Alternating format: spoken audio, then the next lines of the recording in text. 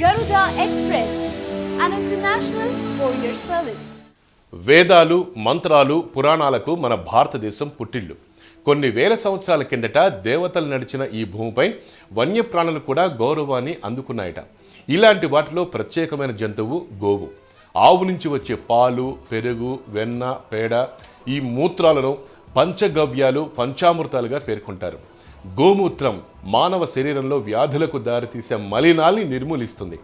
చెక్కను అగ్ని దహించినట్లుగా ఈ పంచగవ్యాలు మానవ శరీరంలోని వ్యాధులను నయం చేస్తాయి. గోమూత్రం వల్ల మానవులకు కలిగే అనేక ప్రయోజనాలు ప్రపంచవ్యాప్తంగా జరిగిన వివిధ పరిశోధనల్లో వెల్లడయ్యాయి కూడా. గోమూత్రాన్ని కేవలం పురాతన కాలంలోని ఆయుర్వేదంలోనే కాదు, ఇప్పుడు పశ్చిమ దేశాలు కూడా అనేక ఔషధాల తయారీలో వినియోగిస్తున్నాయి. భారతదేశంలోని అనేక గ్రామాల్లో ఈరోజు కూడా గోమూత్రాన్ని ఎందుకు చల్లుతారంటే అందులో క్రిమి సంహారక రసాయనాలు ఉంటాయి. అంతేకాదు, ఆవు పేడ కూడా గోడలకు పోయటం వల్ల పరిసరాలు పరిశుభ్రంగా ఉండటమే కాదు, వ్యాధుల నివారణకు కూడా తోడ్పడుతుంది.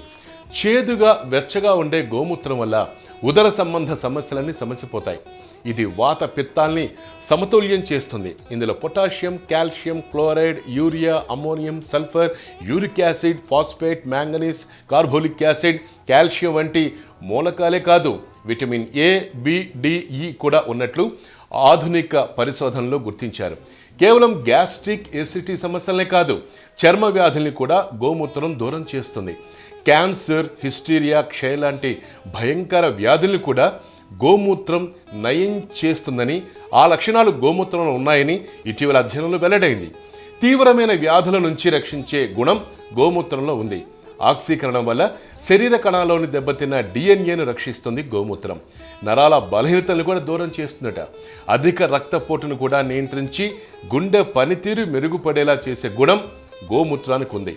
ఆవు పాలు, పెరుగు, నెయ్యిలో అత్యధిక పోషకాలు ఉంటాయి. కాబట్టి పోషకాహార లోపంతో బాధపడే వ్యక్తులు వీటిని తీసుకుంటే ప్రయోజనం ఉంటుంది అంటున్నారు ఆయుర్వేదిక నిపుణులు.